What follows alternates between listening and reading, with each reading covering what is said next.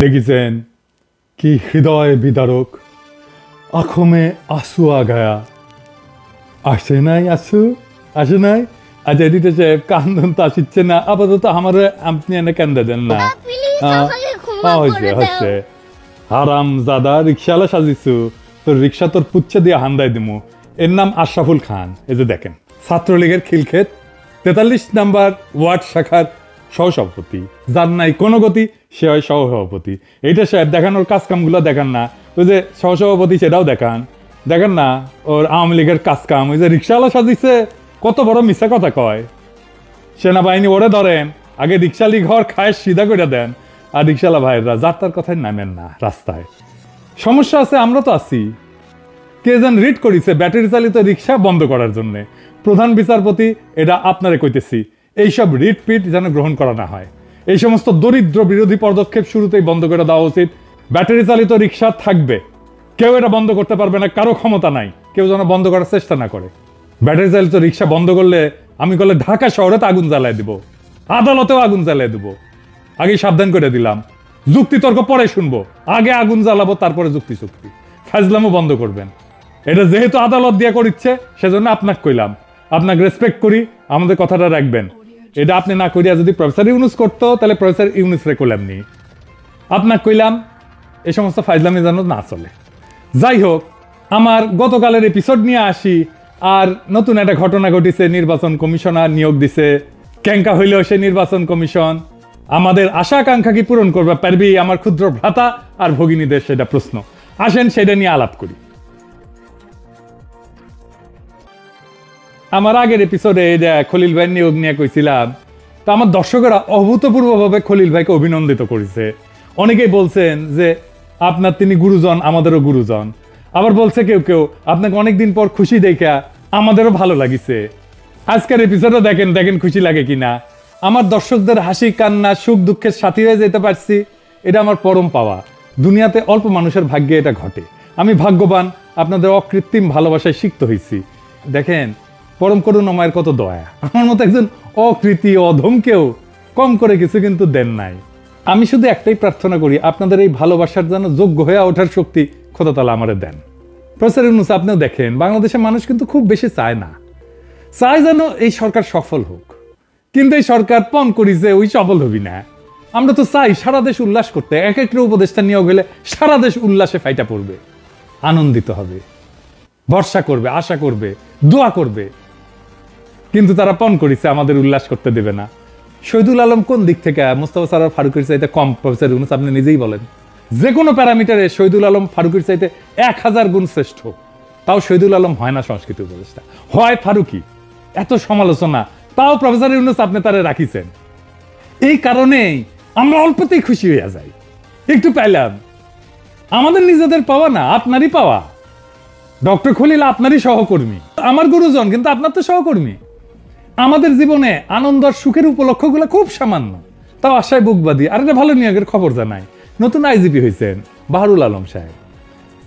অনেকে অভ্যাসবশত সমালোচনা শুরু করছেন, কিছু না যায় নাই। আসেন ওনার সম্পর্কে কিছু জানি।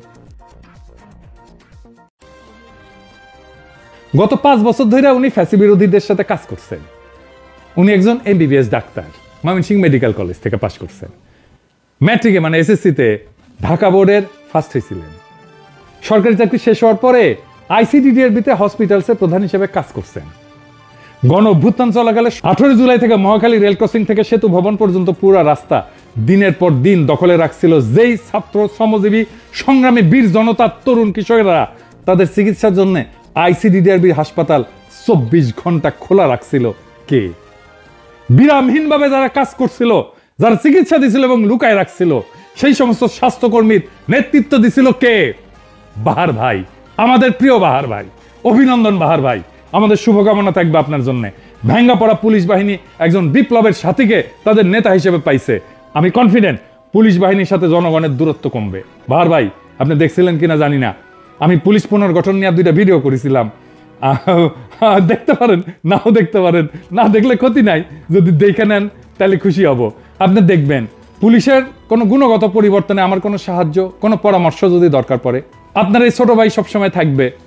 আমাদের ভবিষ্যৎ প্রজন্ম যেন আপনার বাহিনী নিয়ে গর্ব করতে পারে। আমার একটা স্বপ্ন আছে বাহার ভাই, পুলিশ নিয়ে। আমেরিকায় নাকি শুনছি যে কোনো মিলিটারি সদস্যকে যদি পাবলিক প্লেসে কেউ পায় জনগণ, তাহলে তাদের খাবার কিনে দেয়, কফি কিনে দেয়, কিছু খাওয়াইতে চায়, সেটা কফি হোক বা অন্য খাবার হোক। তারা এতই পছন্দ করে, এতই ভালোবাসে। বাংলাদেশের পুলিশ এমন হবে, মানুষ ভালোবাসা তাকে চা খাওয়াইতে চাইবে, নাস্তা কিনে দিতে চাইবে। এইটা আপনার হাত দিয়ে গড়ে উঠুক বাহার ভাই। আমাদের সকলের দোয়া থাকবে, শুধু দোয়া না, যেরকম কাজ চান, যেরকম সাহায্য চান, আমি প্রস্তুত থাকব। আমি খলিল ভাই নিয়োগ নিয়ে উচ্ছ্বাস প্রকাশ করেছিলাম। আপনারা দেখেন উনি জয়েন করে প্রথম দিন কোন কাজটা করলেন, আহত বাচ্চাদের দেখতে গেলেন, কি গভীর মমতায় বাচ্চাদের পাশে গিয়ে বসছেন দেখছেন। আমি শিওর উনি বাচ্চাদের চিকিৎসার একটা দীর্ঘমেয়াদী সমাধানের জন্য কাজ করবেন। আপনারা দেখবেন উনি সরকারের কাজকে এক অনন্য উচ্চতায় নিয়ে যাবেন। আজ যখন এই এপিসোড বানাচ্ছি তখনই দেখলাম নির্বাচন কমিশন ঘোষিত হয়েছে। এইবার আসেন কেমন হইল এই নির্বাচন কমিশন। আপনারা দেখেছেন অবসরপ্রাপ্ত সচিব এএমএম নাসির উদ্দিনকে প্রধান নির্বাচন কমিশনার নিয়োগ দিচ্ছেন। আর কমিশনার হিসেবে যারা নিয়োগ পাইছেন, একজন হইতেছেন সাবেক অতিরিক্ত সচিব আনোয়ারুল ইসলাম সরকার, অবসরপ্রাপ্ত জেলা এবং দায়রা জজ আব্দুর রহমান এল মাসুদ, সাবেক যুগ্ম সচিব তাহমিদ আহমেদ এবং ব্রিগেডিয়ার জেনারেল অবসরপ্রাপ্ত আবুল ফজল মোহাম্মদ সানাউল্লাহ। আমি এই পুরা কমিশনের দুইজনকে চিনি, একজনকে ব্যক্তিগতভাবে চিনি, একজনকে ব্যক্তিগতভাবে চিনি না, কিন্তু চিনি ওনার কাজকর্ম, ওনার সম্পর্কে আমি জানি আর কি অনেক দিন থেকে। আর এই কমিশন যারা নির্বাচিত করছেন তাদের অনেককেই আমি শুধু ব্যক্তিগতভাবে চিনি না, আমি ওনার মধ্যে আমার গুরুজনরাও আছেন, আমি ওনাদের আর নাম না বলি আর কি। যাই হোক, আমি এই প্রধান নির্বাচন কমিশনার নিয়ে বলি, তাইলে বুঝবেন যে কেমন হয়েছে নির্বাচন কমিশন। এমএম নাসির উদ্দিন সাহেব 2009 সালে জানুয়ারি মাসে স্বাস্থ্য সচিব পদ থেকে অবসরে গেলেন। তিনি 1979 সালে বিসিএস ট্যাক্সেশন সার্ভিসের কর্মকর্তা হিসেবে চাকরি জীবন শুরু করছিলেন। তার আগে শিক্ষকতা করেছেন চট্টগ্রাম বিশ্ববিদ্যালয়ের অর্থনীতি বিভাগে। কক্সবাজার জেলার কুতুবদিয়া দ্বীপের এই আদি বাসিন্দা চট্টগ্রাম বিশ্ববিদ্যালয়ে শিক্ষকতা করার সময় সেইখানে প্রফেসর ইউনূসের সহকর্মী ছিলেন। শিক্ষকতার পেশা চাইরা প্রশাসনে যোগ দেওয়া, অর্থনীতি শাস্ত্রে প্রথম শ্রেণীতে উত্তীর্ণ মেধাবী প্রশাসক, বাংলাদেশের তথ্য সচিব, জ্বালানি সচিবের গুরু দায়িত্ব পালন করছেন। সৎ, দক্ষ, যোগ্য এবং সদালাপী এই ব্যক্তি প্রধান নির্বাচন কমিশনারের যে দায়িত্বভার গ্রহণ করছেন, সেই দায়িত্বভার আপনারা বুঝতেই পারতেছেন উনি সফলভাবে পালন করবেন, আমরা এই আশা করতেই পারি। কিন্তু এর বাইরেও আরো কিছু বলার আছে। প্রথম কথা, এই যে কমিটি এই নির্বাচন কমিশনার নির্বাচন করছে, সেই কমিটিটা সলিড একটা কমিটি ছিল, কিন্তু আমার অনেক শ্রদ্ধাভাজন ব্যক্তিরা ছিলেন। আমি বলছি আগেই যে আমার গুরুজন ছিলেন, আমি নাম করতেছি না। ওনারা যাকে প্রধান নির্বাচন কমিশনে নির্বাচিত করছেন ওনার সম্পর্কেই কথা বলি। তার আগে একটা কথা বইলা নিই আর কি, আপনি এমন কাউকে কখনোই বন্ধু বানাবেন না নিশ্চয়ই, বা পারিবারিক বন্ধুত্ব করবেন না যার সাথে আপনার চিন্তা, বিশ্বাস, ভ্যালুজ মেলে না, তাই না? করবেন না, তাই না? এটা মাথায় রাখেন এই আলোচনাটা শোনার সময়। নাসির ভাইয়ের প্রসঙ্গ পরে আসি, আমি ওনার ছোট ভাইকে নিয়ে আলাপ শুরু করি। ওনার ছোট ভাই আমার খুবই ঘনিষ্ঠ বন্ধু, সিনিয়র ফ্রেন্ড, আমার ঘনিষ্ঠ বন্ধু। আমার ডাক্তারদের যে বন্ধু বান্ধবদের সার্কেল, তার বেশিরভাগই আমার সিনিয়র আর কি। কক্সবাজারের সকলেই এই পরিবারকে চেনেন। কুতুবি ভাই, উনি ডেন্টিস্ট, অত্যন্ত উচ্ছল বন্ধুবৎসল মানুষ। আমার যে ডাক্তার বন্ধুদের গ্রেটার সার্কেল, আমি জানি না আপনারা চেনেন কিনা, ওই সার্কেলের মধ্যমণি কুতুবি ভাই। আমার ডাক্তার বন্ধুদের গ্রেটার সার্কেল কোনটা সেটা বললে বুঝবেন যে বাংলাদেশের ডাক্তারি পেশার যে মাল আর কি জানা তারা আর কি, বুঝছেন? তো কে আমি কয়েকজনের নাম বলি, সবার নাম করতেছি না। ধরেন ইউনাইটেডের ডাক্তার মমিনুজ্জামান, তারপরে প্রয়াত professor Ridwanur Rahman, professor FM Siddiqui, Syed Atikul Haque, চট্টগ্রামের professor Yunan bin Yunus, professor M A Foyez DG health ছিলেন।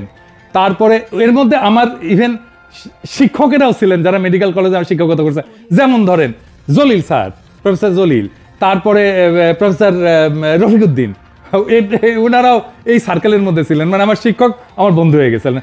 আমাদের বন্ধুরা যখন কক্সবাজার যাইতাম আর কি, তো সমুদ্র সৈকত টৈকত দেখতে যাইতাম না, কুতুবি ভাইয়ের সাথে সময় কাটাইতে যাইতাম। উনি এমন একটা তীব্র আকর্ষণে আমাদের টানতেন। দেশ ছাড়ার কয়েক মাস আগে নাসির ভাইয়ের সাথে আমার শেষ দেখা চট্টগ্রামে কুতুবি ভাইয়ের ছেলের বিয়াতে। বিয়ার একটা ছবি পেলাম, তো এই ছবি তো আমার মুখ দেখা যাচ্ছে না, হাইট দেখেছে না লাগবি, এই যে তিন মেয়েরা দেখা দেন না, উনকে করে দেখেন না কোনটা। আমি এর মধ্যে আর এক ঘটনা হয়েছে কি, আমার এক ক্ষুদ্রকালের বান্ধবী, ওর বাড়িও জড়শিতলায়, আর নাম না কই, ডাক্তার, এখন আমেরিকার থাকে। তো ওর টাইটেল দেখি কুতুবি। তো ওরে কইলাম আচ্ছা কুতুই ভাই কি তোমার কেউ লাগে নাকি? তো কইল উনি আবার ভাসুর লাগেন। তো বুঝেন অবস্থা। আমার ওই বান্ধবী কিন্তু আমার মধ্যেই পাগলা আর কি। হ্যাঁ, আর করে ডাক্তারি আমেরিকার, আর বুকের মধ্যে বাংলাদেশ। সারাক্ষণ অস্থির থাকে বাংলাদেশে কি হইলো, কি করতে পারে, কি করা লাগবে। আমার খালি ফোন করে কয় পিঙ্কু কি করা লাগবি ক আমারে। আমার এই ঘনিষ্ঠ পরিবার থেকে হইছে জন্য আমি শুধু যে খুশি তা না, আমি খুশি এই জন্যে যে খুবই ন্যাশনালিস্ট এবং দেশপ্রেমিক একটা ফ্যামিলি থেকে উনি হইছেন প্রধান নির্বাচন কমিশনার।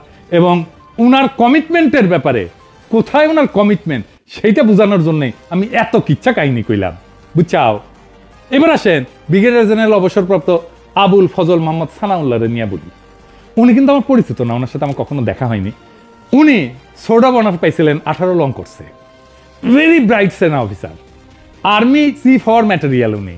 আর উনি ব্রিগেডিয়ারের উপরে উঠতে পারেন নাই, চিন্তা করেন। এটা হইতেছে বাংলাদেশ, বুঝছাও। উনারা ডাম করেছিল পাকিস্তানে বাংলাদেশ এম্বাসি ডিফেন্স অ্যাটাচে করিয়া। আমাদের চাপাই নবাবগঞ্জের লোক, কিন্তু মানে আরো ইয়ে করে কইলে উনি নাচলের লোক। ওনার যে স্টাফ কোর্স না, ওইটা আমেরিকাতে উনি করছিলেন। খুবই সৎ এবং দেশপ্রেমিক অফিসার হিসাবে ওনার সুনাম আছে।